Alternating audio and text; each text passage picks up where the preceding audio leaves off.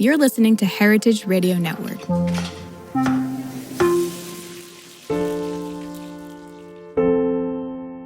And I remember even having this discussion with her as a college student where I was like, well, food's not everything, right? Like, there's some things that just doesn't, like food and death surely don't go together. And I was very wrong, obviously. It's funny now to be here. This is Lecker. I'm Lucy Dearlove. I was walking through a graveyard in St Leonard's this week. Church in the Wood in Hollington, to be exact.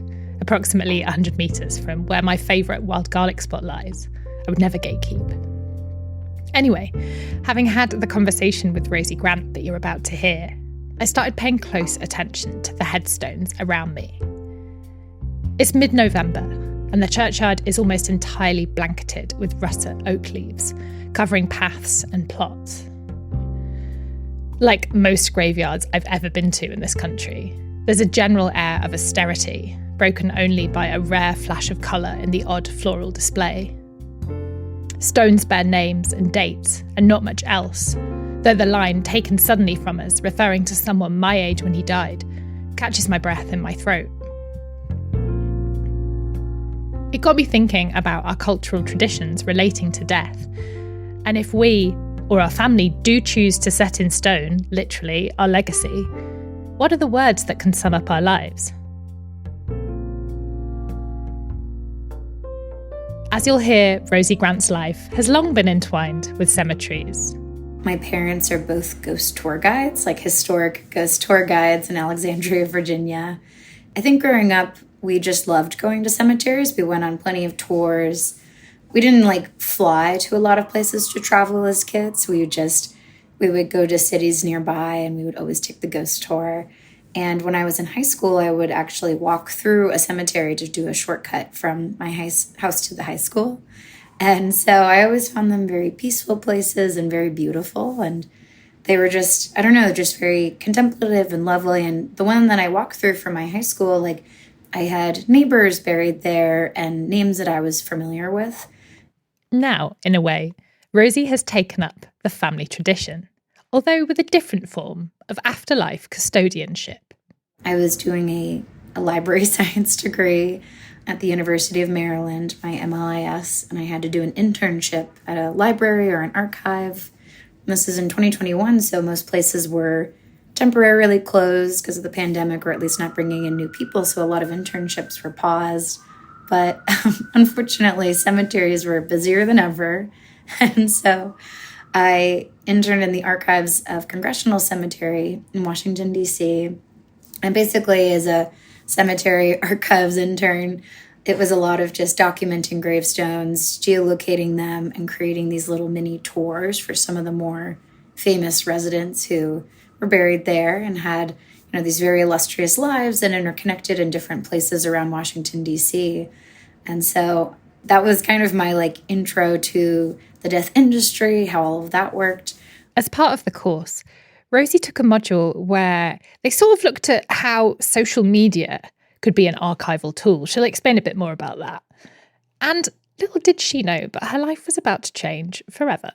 So I was taking this class that was basically a data science class, and it was how social media works and how platforms works, and it was very network theory. And so in the beginning it was very heady, but we had to create a fresh account to test out what we were learning. And so my professor had said, pick a niche and post every day for about 3 months about whatever that niche is. And she had recommended to me, she was like, why don't you make it about your cemetery internship?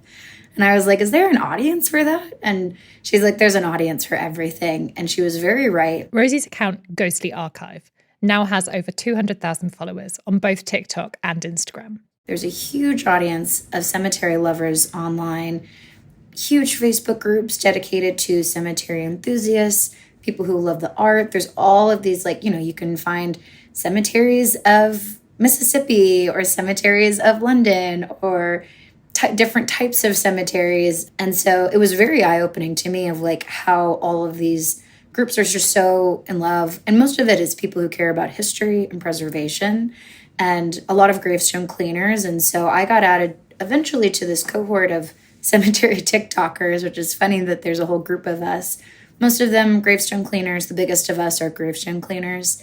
And they just tell stories and they teach people like how to take care of people in your local cemetery, proper stone cleaning, that sort of thing. Some of the other ones are tour guides, like they're historic tour guides, and they're just telling the stories of folks from their city. And Rosie then uncovered a niche within her niche, which there absolutely was an audience for too. My internship had ended and I was just still very interested in gravestones. I was just like, for me, it's just inspired something of, so I started featuring people outside of my cemetery. Washington, D.C. has a lot of unusual markers, even Baltimore, Virginia, kind of the area. There's just a lot of really interesting cemeteries. And so I was still researching people and just coming across them, honestly, going on lots of walks. It was still the pandemic, so lots of walks in cemeteries.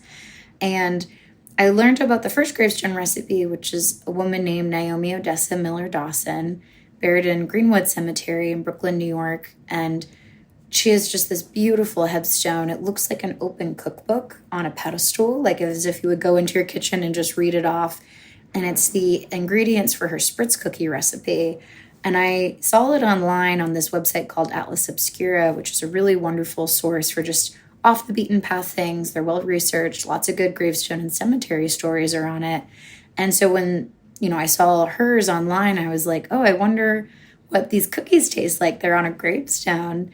And it was very much of like, we were all home during this is such a pandemic experience of we were all home cooking or we were social distancing. For me, I was walking in cemeteries a lot because it was an easy place to just be outside, especially when you live in a city. And I was just curious what these cookies tasted like. So I posted it on TikTok and I was so surprised. It went viral in a way that I was honestly at first a little surprised by. Plenty of people commenting things like, what would I put on my gravestone? I didn't know you could do this. Like you can put a recipe into it. Like that's an option. This is such a good idea. But then there was also these folks who were posting things like, my mom just died and I make her cake that she made for me every birthday and I still make it to remember her and it tastes like when we were together in the kitchen. Just a lot of like very personal food and death experiences from random people on the internet. It was very personal and beautiful. So in my mind, I was like, oh my gosh, like I had never seen the two together. And it was an aha moment of like, wow, wait, food can do that for us? That's amazing. So the rest, as they say, was history. Naomi Odessa Miller Dawson's spritz cookies were just the beginning, really. Rosie started researching and posting stories about different recipes that she'd learned about on gravestones all over North America, and she kind of became the gravestone recipes lady. If you've ever stumbled across a TikTok on this topic, it's most likely hers. I'm so drawn to Rosie's work and also this general idea of a recipe on a gravestone, and there's loads of reasons for this, but I suppose the main one is that through an interest in domesticity, as regular listeners will know, and also the unrecorded of what is often women's work in the home kitchen, I'm both fascinated and really touched by this particular type of immortalization. There's a woman named Deb Nelson who's buried in Iowa. She was a local radio DJ, like a very popular local small town celebrity. Like her daughter talked about, she would go into the grocery store and it would be like a 2-hour affair because everyone wanted to like chit chat with her. And she was like, she just made time for everybody. And she would host these epic Halloween parties and incredible costumes, really good food. She was like everyone's favorite neighborhood mom.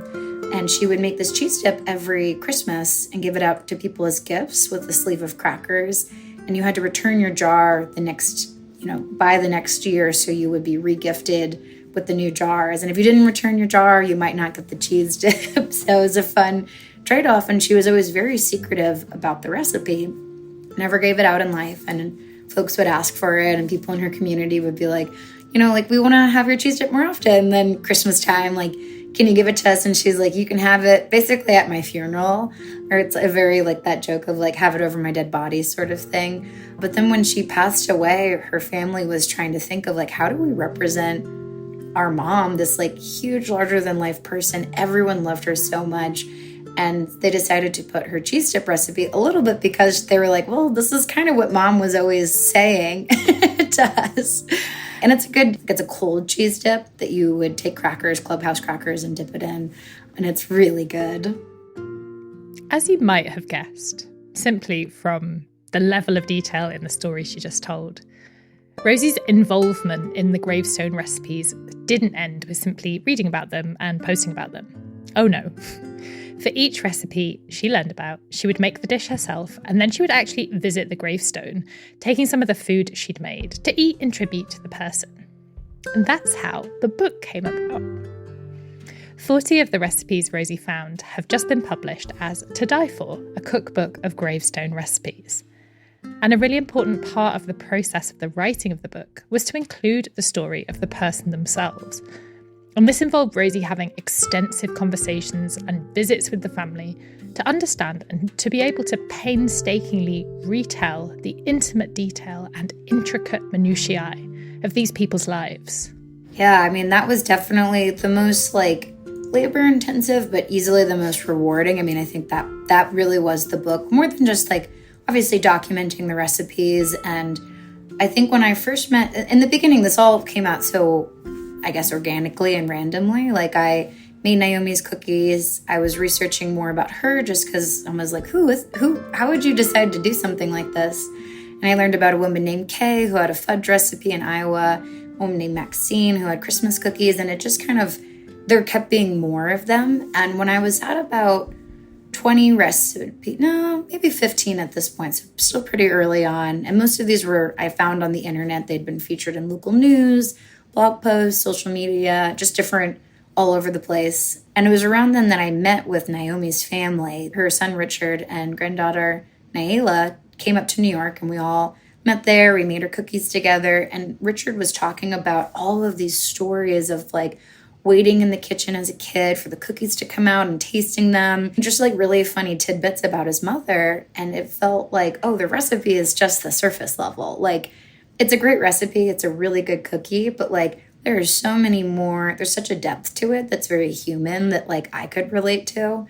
And I was like, wait, I need to do this for everyone. And a little bit of this was born out of these community archives principles of if I was going to be cooking the recipe, especially because there's the social media side, then I needed to talk to the family, of course, get permission. And so as people would send me their recipes, I would kind of turn into this, this is my librarian side of I have this whole data dump. I have this huge Google map of where everyone is, just to kind of get a sense of who's doing this, where is this happening, what types of people are deciding to do this.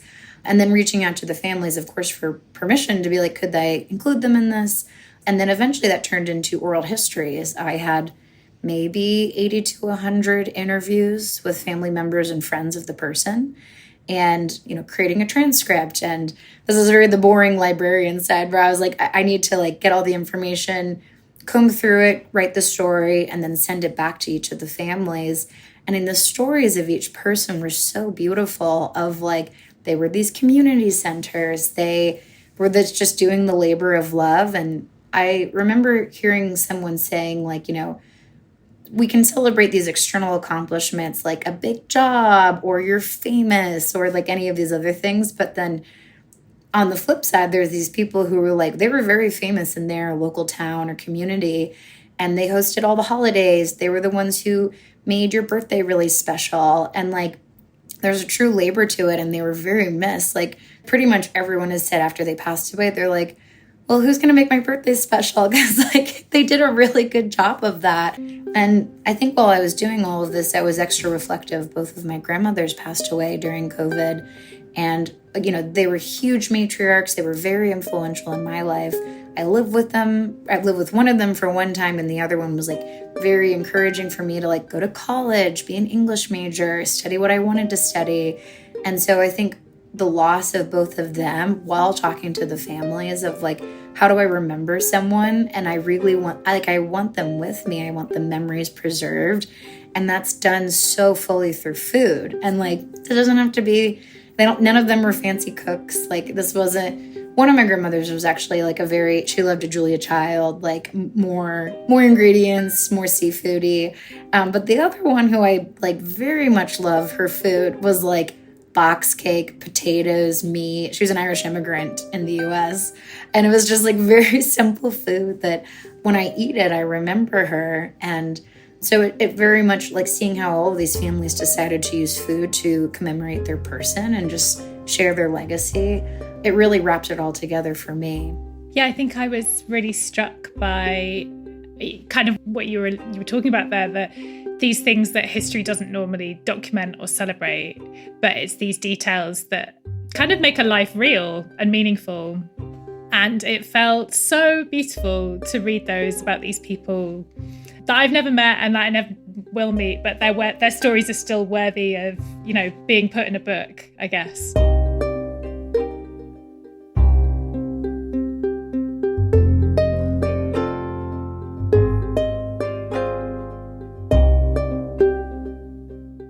Curious about your relationship with recipes in general. I mean, you mentioned your grandmas both having a big influence on what you eat, but before you started this project, what was your relationship with food and cooking and recipes like? I would definitely say that I was a better eater than cook. Like, I love food. So I was an English major in college and I did a creative writing minor. And in my creative writing classes, I focused on food writing. I took this one particular food writing with this incredible professor named Erica Kavanaugh, who she really just, for her, food was connected to everything. And that was very inspirational to me. And I remember even having this discussion with her as a college student where I was like, well, food's not everything, right? Like there's some things that just doesn't, like food and death surely don't go together. And I was very wrong, obviously. It's funny now to be here so connected to food and death. Yeah, I mean, I love food memoirs and I have done creative writing workshops, and food, I just find it's a nice focal point.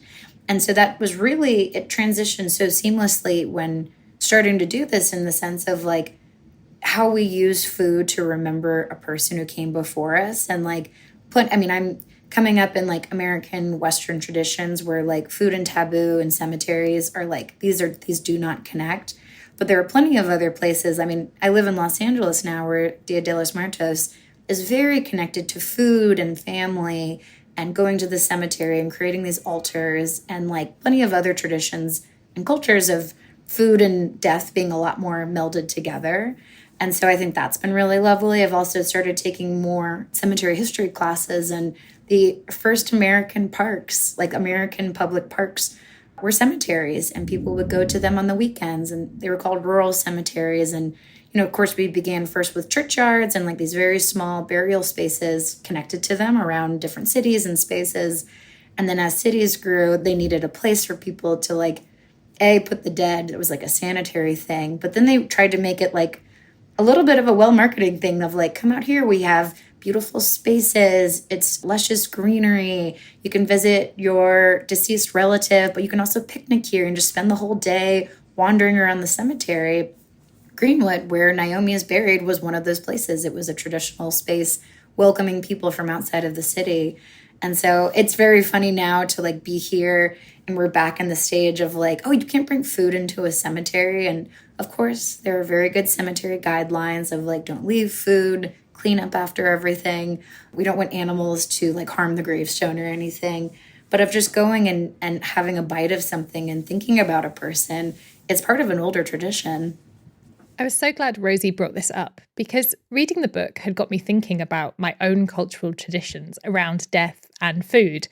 And I have to say, as a person whose family history is pretty implacably rooted nowhere further afield than Northeast England, these traditions, aside from the customary sandwiches and scones at the wake, are pretty non-existent.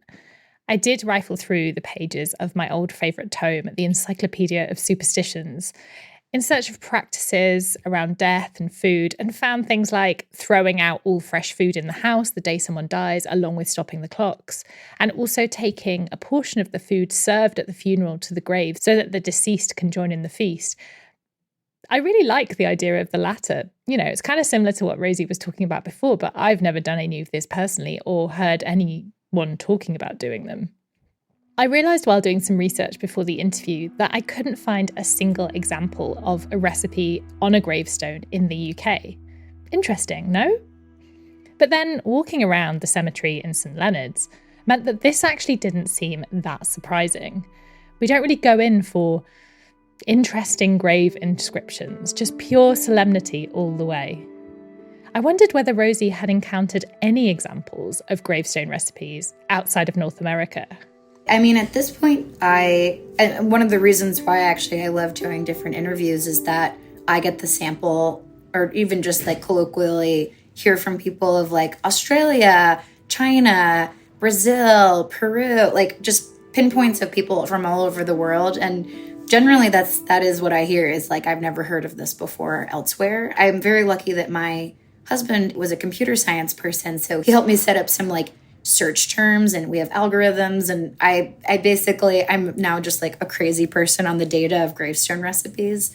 So yeah, to my knowledge, at least on the internet, I've not learned of any in Europe. Actually, until very recently, I just learned of my very first one in Amsterdam, and I haven't researched it. That'll be a part 2 for the book if I can learn and get the permission from the families. We'll see how they feel. I do get a lot of cryptic messages from people like, hey, I hear you're interested in this. Do you know about this one in this place? But yeah, as far as I know in the UK, I don't know of any. And I think again, very colloquially, I think some cemeteries have a little bit more requirements of like what can go onto a gravestone. It does seem to be cemetery per cemetery of how, what's allowed to go on, what's not allowed to go on. That might even come into the gravestone carver too. In most North American cemeteries, unless you're at a military cemetery, you can kind of put anything. I was even chatting with Greenwood of like, do you have any rules of what can't go onto a gravestone? And they're like, as long as the gravestone takes up the plot that you purchase a space of land, as long as it's within that area, you can kind of do whatever. They're like, we do review all gravestones just to make sure it's not like dangerous and it's not like anything insulting. Like you don't want to be like dissing your next door neighbor or something like that. You don't want it to be upsetting to other mourners or people coming by. Some people do get creative with like inside jokes and stuff like that. But for the most part, it's like, QR codes, photos, anything goes. I think a lot of gravestone carvers and people who work in monument making, there are some companies that are more traditional that say like, you have this much space, you can do these many things on it. And then I've talked to there's this one woman in Minneapolis who she like helps the families carve themselves. She gives them like a lesson. So you are helping, whether it's for yourself or a loved one. Like when I was there, she was helping a woman carve her mother's gravestone, and her mom fed squirrels every day. And so like she got to do like a little bit of handwriting on it. And then the stonemason, like she was like doing this like replica of the squirrel that her mother would feed. So like it's very involved and very personalized for making a monument to your person. All that going said, again, it's mostly there are 2 gravestones in the Middle East that have a recipe, but everyone outside of that, there are 2 in Canada that I know of. I've just heard a rumor of a 3rd one in Canada. And of course, like, these are all crowdsourced. I only know about ones as they come my way. I wondered whether Rosie had noticed any patterns in the locations of the recipe gravestones she's found within the US. Did one stone in one place make it more likely you'd find others? And does she think it speaks to a country-specific relationship with legacy? Again, I know much less about other countries outside of North America, like burial trends, but what I can say is in the US, or I should say North America, because Canada is like this too, the technology has changed quite a lot in the last, 50 years. So of our historic cemeteries, it used to be wood, and then that would just go away. And then we moved to marble, and marble is beautiful, but quite soft, and it just eventually disintegrates in one person's lifetime. And then now we have the tools to do granite, and granite is, very hard. It'll last a while. And so you can get a little bit more creative with the carving. And it's like interesting now, if you go to like some of the older cemeteries, like such as in New England, they all look very similar because there was one family, and then it, got larger and larger. But there was this family in Boston that would carve everyone's gravestones. And so they all kind of looked the same because it's basically they would make a bunch of versions and then just add people's names later and ship them off all over. And then nowadays, like we have the tools and technology. And I do think like there is something of course, it's not only like we have the tools too, but people are allowed to do this and it's, if anything, maybe a little bit more accepted and celebrated of like, this is a really a tough time, you've lost someone, you've lost a parent, you've lost a friend, you've lost a sibling, as like we're grieving and we are trying to, preserve some sort of legacy of the person in a stone. Like it almost feels impossible. And I feel like for that reason, like for my own grandparents, we have their names, we have an Irish cross, and we have their birth dates and death dates. And it's just like, it keeps it easy, keeps it clean, it's nice and traditional. But I do think more and more people are starting to think about these things of like, I want people to walk by in a cemetery and read my name and, laugh at an inside joke or an interesting poem or things like that. I mean, it does kind of have an American flair of just being like, well, remember me, please remember me. There's this phrase of, you die 2 times. When you actually die the first time, and then the second is the last time someone says your name. And cemeteries are just these public spaces to remember someone who has passed away. I've heard this before, the idea of the 2 deaths, but it just felt really poignant at this point to have Rosie remind me of it.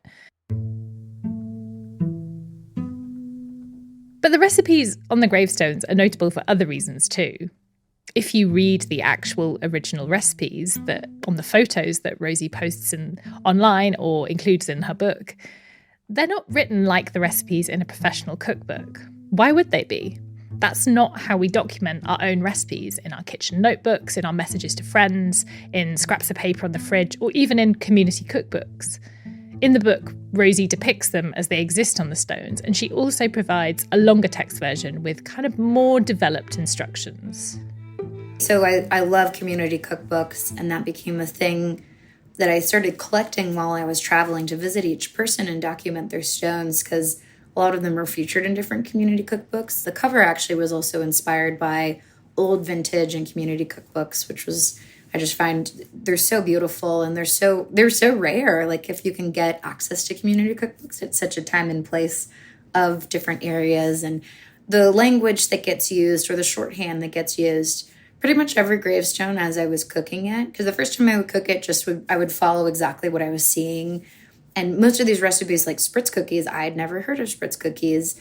I didn't know what a cookie press was. And so I cooked it as I saw it. And there's no instructions in Naomi's grave.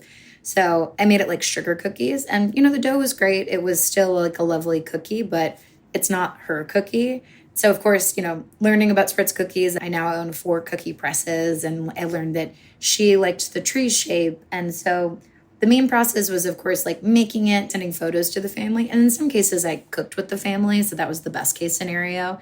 When it came to like editorializing it, there was, I think, an impulse from some of the food editors reviewing it being like, oh, that's not how we cook things anymore. We want to take this part out. And I was like, I think we have to keep it, unless the family changes it, we're not going to change it. So like, margarine is used in quite a few of the recipes. And Americans right now, like margarine's just like not a popular ingredient anymore. You can still access it and find it, but it's just not very common as much as it used to be. And some of the families were like, yeah, no, we've updated it to butter. The recipe is even better. She updated it eventually. But some of the other ones, they're like, no, you have to use margarine. Like that is what her recipe was. So I was like, okay, we're using margarine then. Like that's what she says. So I think like the instruction side of it too would do a lot of working of like, we would add details as how the family described it, but we didn't want to add details to make a difference. Like the goal was so if people should be interested in trying these recipes from a gravestone, the end result, the goal is to have it as close to what they would have made. So we weren't trying to like perfect it or update it or have like a new twist on it. Like we were just trying to document it and then help explain it through for someone who maybe didn't know what sifting is or what creaming, things like that were just to kind of get us there. I think the hardest recipe for me was the fudge recipe. I had never made fudge before. And like, if you were to make modern fudge, at least in the US, there are certain ingredients and tools that you would use. So like, I was able to do it if I like sort of cheated my way out of like, I used evaporated milk, I used a candy thermometer. But then talking with the family, they're like, she used 2% milk, which is much harder to get to the softball stage. She also wouldn't use a candy thermometer. She just knew how to whip it into a whey and then let it, you put it out on the marble slab and then you let it dry basically. And it worked really well for her after 30 plus years of making this. me making it in my kitchen, I was just like, how the heck? So it took like a lot. We must have remade that recipe like 50 times to try to get it as close. And I still think like she had the technique to be able to do it perfectly well, that maybe someone like me who's a lot more newer to this will still struggle with. But the goal was to not change anything that they had.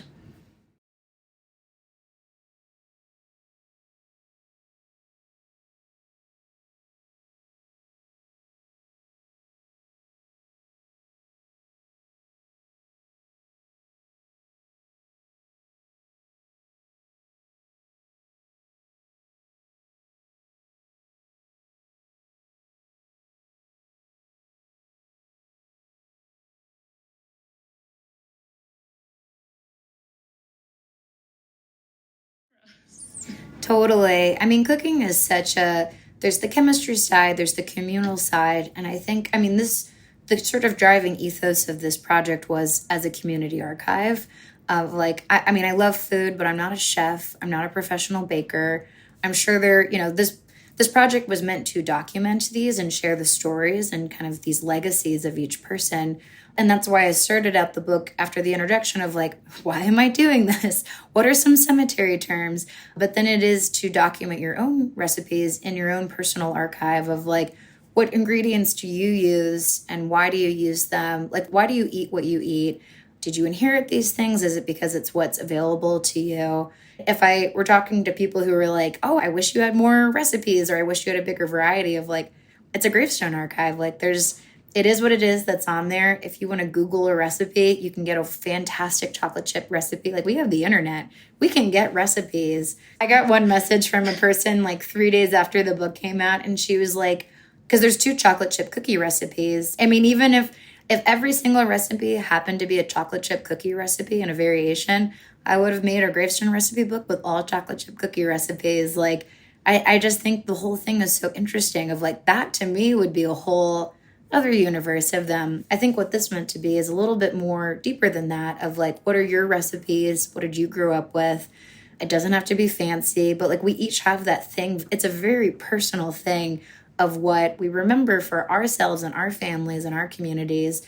And it's a little different for everybody of what that recipe is. Something unexpected, for me at least, that the book gets into is that Rosie has actually started planning her own gravestone recipe.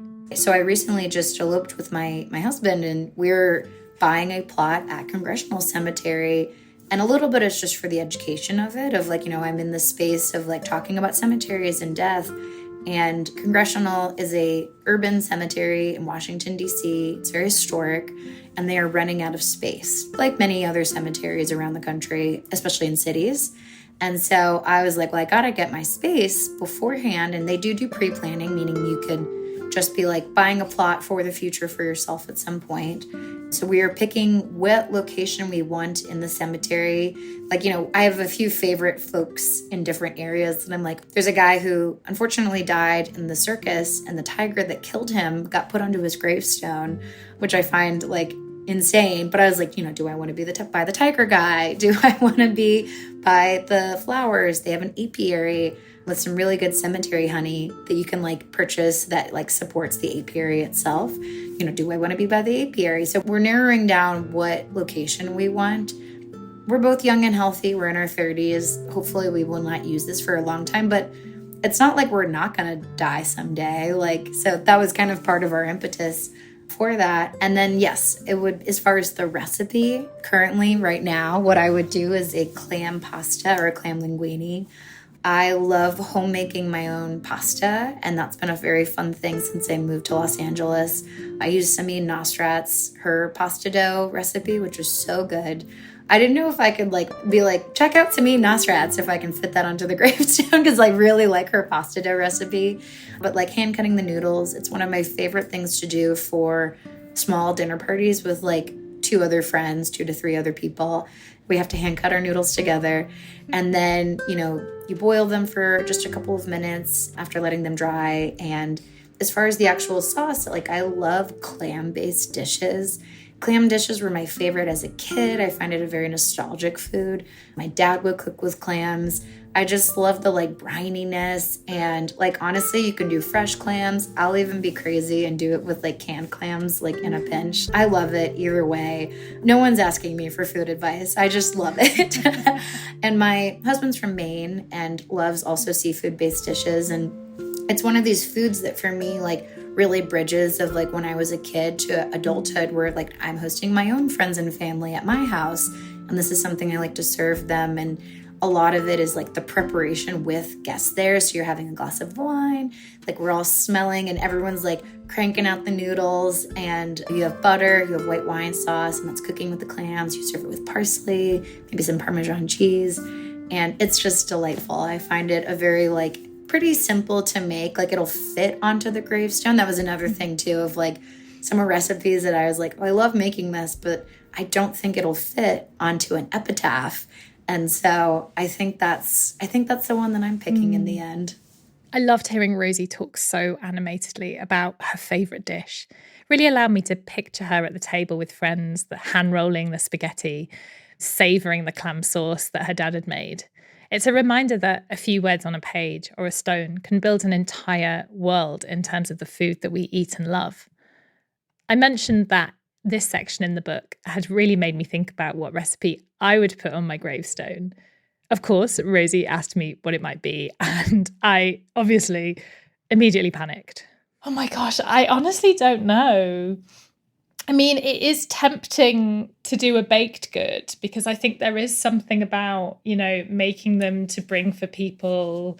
I mean, I am English, so a classic scone. Love a cheese scone. But I'm going to have to think about this more. I feel like I'm not ready to decide. A cheese scone. I think definitely some more thought is needed here. I'm not even sure that I want to have a gravestone, as I definitely don't want to be buried. I mean, I feel like this is a whole other podcast, let alone episode. But I think really maybe I'd rather have a plaque on a seaside bench or something. Here she poured the mushy peas on her chips. Because, of course, there are a million different ways to preserve your legacy in death.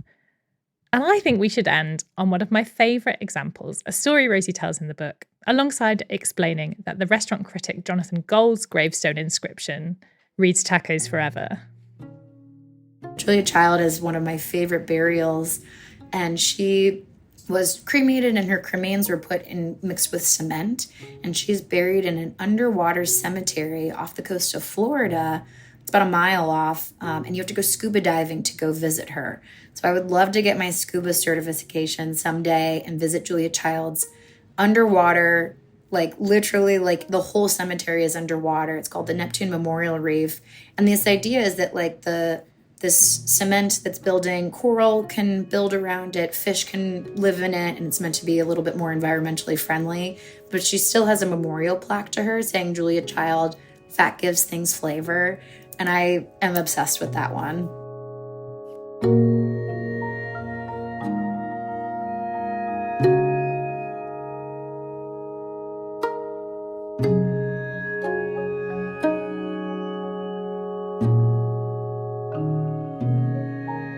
Lecker is hosted and produced by me, Lucy Dearlove.